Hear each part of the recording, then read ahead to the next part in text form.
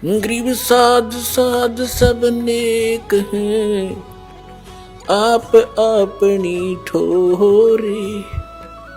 जो सतलोक ले जावेंगे वो साधु कोई और।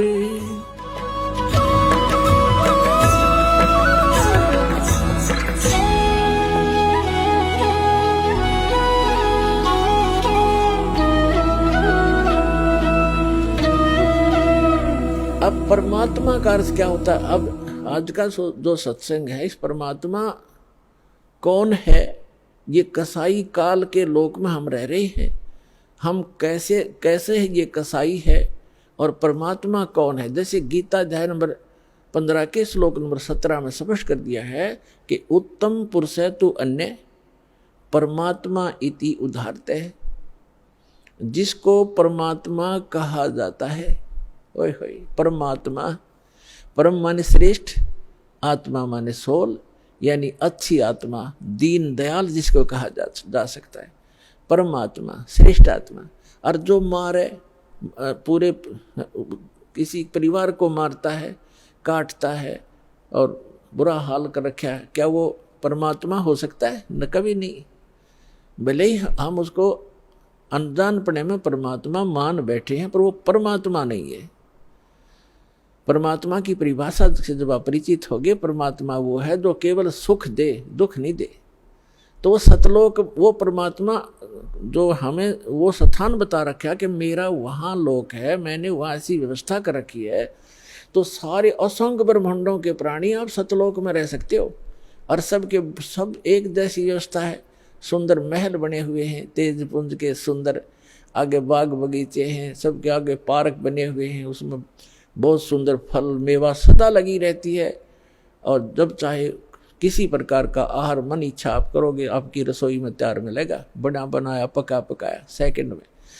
और फल फ्रूट हैं। तो वहाँ जाने के लिए परमात्मा कहते कि वो है परमात्मा, उसको परमात्मा कहते। वह मृत्यु नहीं, बुढ़ापा नहीं, रोग नहीं, शरीर ऐसा है, राग द्वेष होता ही नहीं।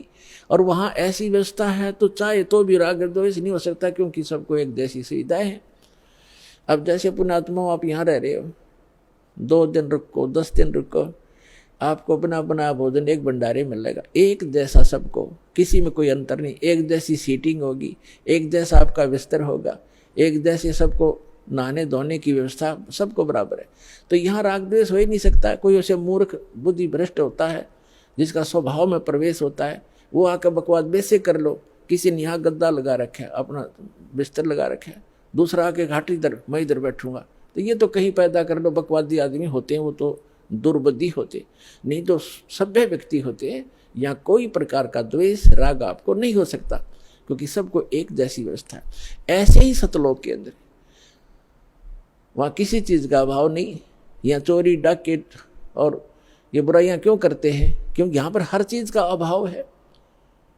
प्रत्येक वस्तु किसी भी व्यक्ति को उपलब्ध नहीं है, चाहे कोई भी है। किसी को ऐसा रोग हो जाएगा, चाहे कितना सेठ है, उसकी दवाई मिल लेना, मारे जाओ टक्कर द्वार के। एक बता रहा था कि इतना बड़ा सेठ था, करोड़ों की इनकम थी उसको, और स्वयं वो कोई ना फल खा सकता था, ना कोई आहार कर सकता था। दाल का पानी घोल के और छान के पिया करता। चाट ले उस माया ने, सिर पर धर ले फैक्ट्री और कोई ठीरे। कहते हैं जीवित जग में जूती पड़े फिर जम तोड़े छाती, बिना भक्ति के प्राणी यहीं दुखी हो जाएंगे, अगयम के दूत उनको बहुत सताएंगे।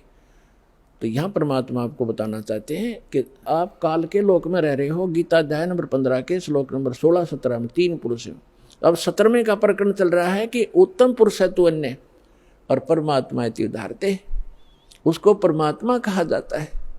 और ये लोग तेरे में अविश्य विवर्ती, जो तीनों लोकों में प्रवेश करके सबका धारण पोषण करता है, वो अव्यय ईश्वर है, वो है अविनाशी परमेश्वर, वो है अविनाशी भगवान, अविनाशी स्वामी।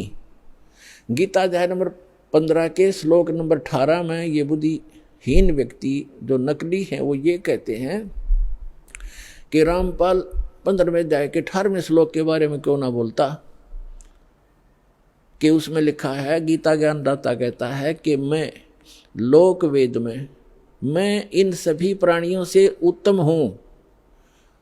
और इसलिए लोके वेदे, लोक वेद में पुरुषोत्तम प्रसिद्ध हूँ। तो इसका अर्थ ये है कि गीता ज्ञान दाता 21 ब्रह्मांड का स्वामी है, और इसके अंतर्गत जितने प्राणी हैं इंक्लूडिंग ब्रह्मा विष्णु महेश से भी ये उत्तम है, श्रेष्ठ है, इनसे उत्तम है। इसलिए दंत कथा के आधार पर, लोक वेद के आधार पर मैं पुरुषोत्तम प्रसिद्ध हूँ, क्योंकि मैं इनसे उत्तम हूँ, श्रेष्ठ हूँ, तगड़ा हूँ, इसलिए मैं पुरुषोत्तम प्रसिद्ध हो रहा हूँ। लेकिन उत्तम पुरुष तू अन्य 15वें अध्याय के 17वें श्लोक में उसने क्लियर कर दिया। तो पुण्यात्माओं, ये अज्ञानता का ही परिणाम होता है, जिसमें थोड़ा बहुत कचरा रह जाता है, वैसे फसड़ कराया करे वो फिर कार्बोरेटर।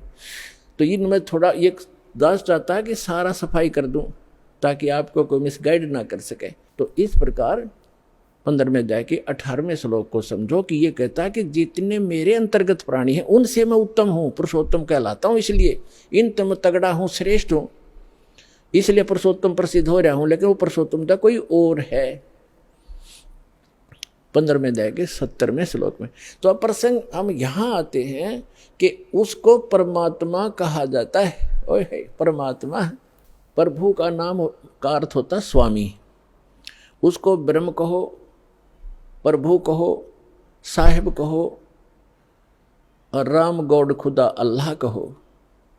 अल्लाह भी स्वामी। और जैसे परमात्मा किसे कहते हैं? परमात्मा उसे कहते हैं जो कभी दुख नहीं देता, सबको सुख सुख देता है। उत्तम पुरुष है तो अन्य परमात्मा इति उदाहरत है। यह लोकतरम अविश्य विवर्ती अवय ईश्वर है।